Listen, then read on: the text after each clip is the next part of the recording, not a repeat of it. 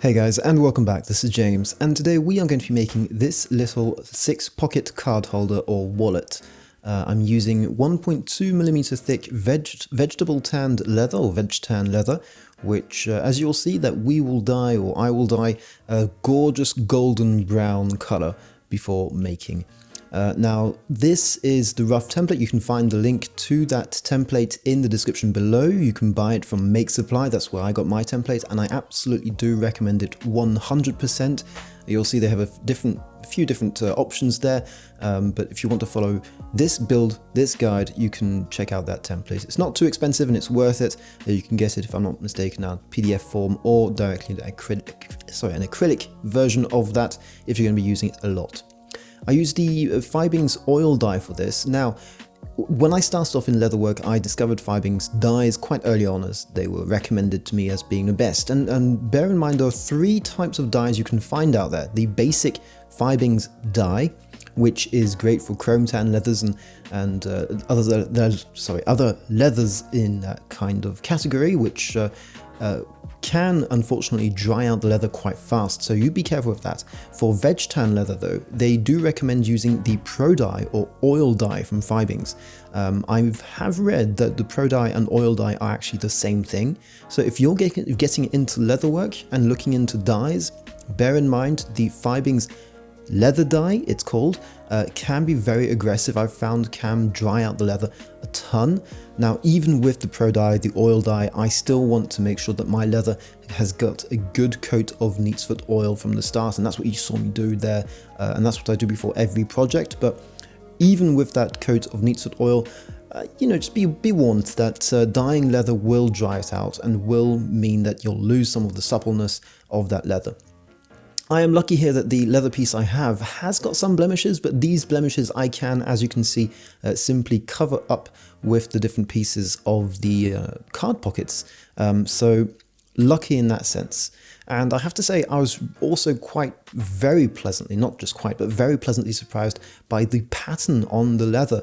The streaks you can see is basically just the animal skin moving around and the way the animal was working in this part of the skin, and you can get some very interesting results. Now, if you're looking for a very uniform color, it can be frustrating, but I love these different shades. I love seeing the skin as it develops a gorgeous shade of brown, and I just love seeing every single piece come out differently. It's really fun for me. I know some people might not appreciate it, but I absolutely love it. If you don't like that kind of thing, you might want to look into buying some leather which has been pre-dyed, as you can get some really neat stuff. Now, small pro tip, I am using a Dremel with a burnishing tip to it, and I find that really helps out. It does push back the fibers a bit more than I might want to if I'm using maybe a wooden slicker, wooden burnisher, handheld, or even a piece of cloth, which is why you've just seen me use a piece of bone to come and re-burnish and re-push those fibers back down before giving it a last coat of beeswax and burnishing it once more. And this is basically the process I've been using every time for burnishing. A big focus here on my pricking irons. A lot of people have been asking where I get these. This is Crimson Hide's pricking irons, and I absolutely recommend them 100%. Now, I have to say that you can get some much cheaper tools. These ones cost something like $90 or $100 or something for the basic set of 2, and I was very hesitant at first at biting the bullet. I was thinking this is one more big investment for me at the time when I started off in leatherwork, but it's become by far my most used tool, and my most heartfelt recommendation is if you're looking to enjoy, or not enjoy, so you can enjoy leatherwork without having these fancy tools, of course, but if you're looking to upgrade, this is one of the first tools I would say definitely worth your money upgrading towards. Saddle stitching all the way, that's the way I roll. Lots of people have been asking, I've seen lots of people on forums asking about saddle stitching versus machine stitching. The main reason I don't machine stitch is because I don't really have the space for machine, and I don't really want to invest that much money in a machine. Moreover, I do like the look and feel of saddle stitching, or let's say the feel, but it's supposed to be much sturdier than machine stitching. If you guys have a machine that you can machine stitch leather with, go for it. If for certain pieces, at least for the covered parts, it really does help. But even if I had a machine, I'd still probably saddle stitch these areas here that are visible.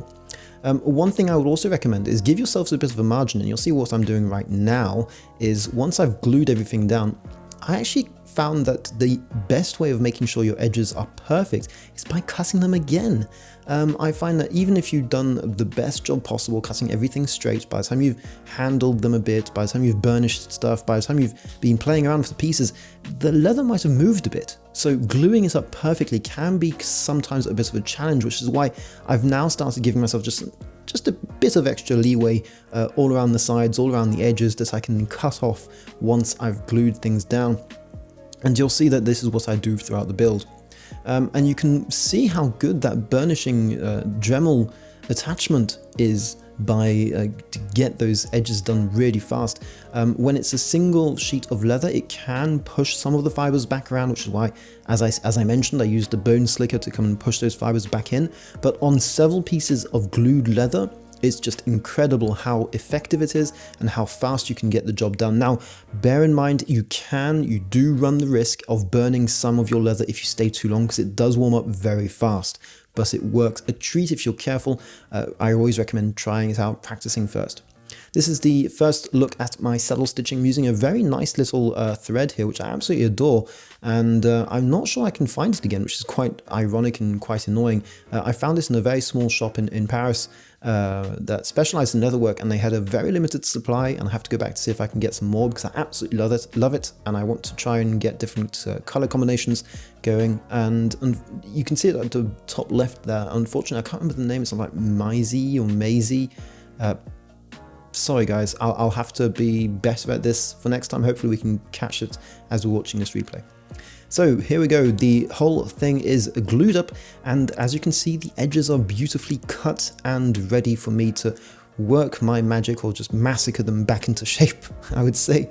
The round parts are not perfect here, and I could have spent a bit longer trying to get those edges, get those corners perfect, but I didn't really want to bother on this one. You could spend a tremendous amount of time on details, and unfortunately I really need to find ways of maximizing my efficiency on this kind of build, because I really would like to be able to make more faster. But yeah, still, once you've gone ahead and cut the corners, cut your edges, you want to bevel the edges, which is what I was doing just there.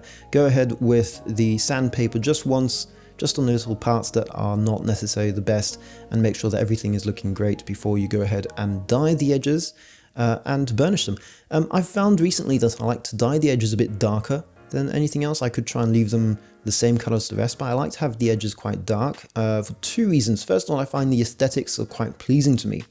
And second reason, I actually find it much easier to go ahead and burnish something and get it a darker color. It looks better faster.